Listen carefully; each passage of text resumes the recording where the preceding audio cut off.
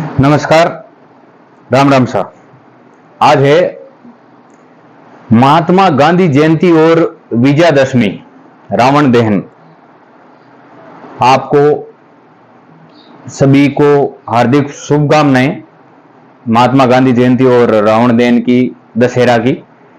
लेकिन मैं बात करना चाहूंगा राजस्थान के उस रावण को कौन मारेगा जो वर्तमान परिस्थितियों में राजस्थान में चल रहा है।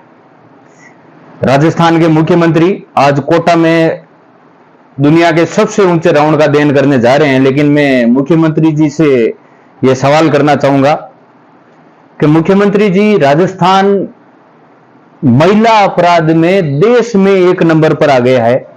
पिछले 1 साल में राजस्थान में 5000 से ऊपर महिला अपराध के केस रजिस्टर्ड हुए हैं। पता नहीं कितने दबाए गए हैं। रावण को इसलिए जलाया जाता है कि उन्होंने माता सीता का अपहरण किया था। लेकिन आपके राज्य में जो ये रावण पनप रहा है, उसका दहन कैसे होगा? क्या आप उसका दहन कर सकते हैं, या जो पुतले के रूप में रावण है उन्हीं का दहन करेंगे? जो आपकी सरकार में रावण पनप रहा है, उसका दहन कैसे करेंगे आप?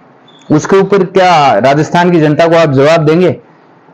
मैं चाहूंगा कि आप जल्दी से जल्दी इसका जवाब दें। राजस्थान अपराध में भारत में टॉप राज्यों में पहुंच गया है। ये अपराध कब कम होगा, ये आप ही के ऊपर है। आप राजस्थान के मुख्यमंत्री हैं। और विजयादशमी के दिन हमारे पुराने टाइम में पुर के हथियारों का पूजन किया करते थे, तो मैं चाहूंगा कि आप भी इस कानून रूपी हथियार का पूजन करें और राजस्थान को इस अपराध की दुनिया से बाहर निकालें।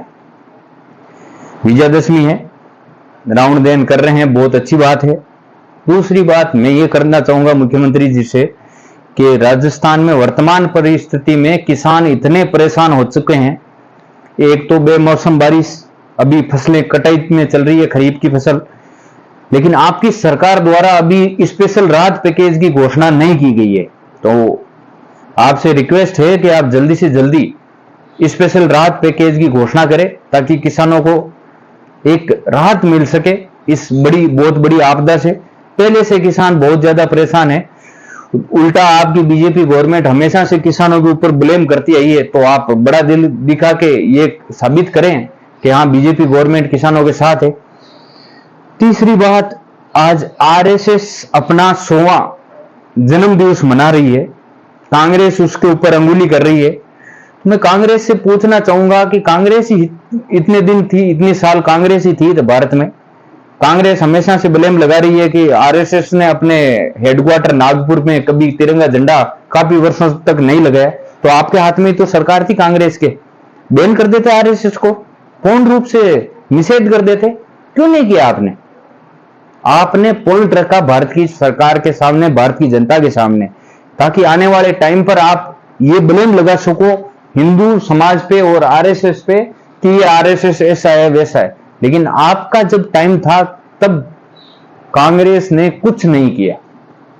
हाँ, मैं मानता हूं आरएसएस संगठन है, बहुत बड़ा वैश्विक संगठन है, आपदा में सहायता करता है। लेकिन आरएसएस, बजरंग दल या विश्व हिंदू परिषद जितने भी है, आज तक कभी किसानों की मांग के लिए ये दल कभी आगे क्यों नहीं आए? एक भी आंदोलन जो आरएसएस का, बजरंग दल का, विश्व हिंदू परिषद का कभी दिखा ही हो, कभी कहीं पे भी?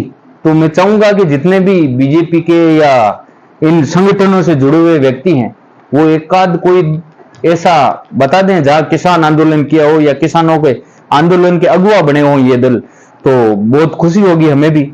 वरना ऐसा आज तक उदाहरण नहीं देखा गया।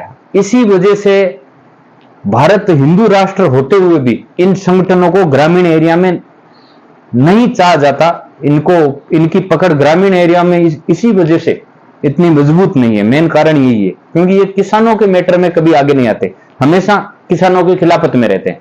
इसी वजह से इन दलों को हमेशा स्वर्ण जातियों का दल कहा जाता है, कभी भी ओबीसी, पिछड़ा वर्ग या एससी एसटी का दल नहीं कहा जाता है। तो अगर कोई ऐसा आरएसएस में, बजरंग दल में, बीजेपी में, विश्व हिंदू परिषद में कोई ऐसा कार्यकर्ता है जो हमें बता सके कि इन्होंने किसानों के लिए कौन सा आंदोलन किया है, तो खुशी होगी। धन्यवाद। राम राम सा।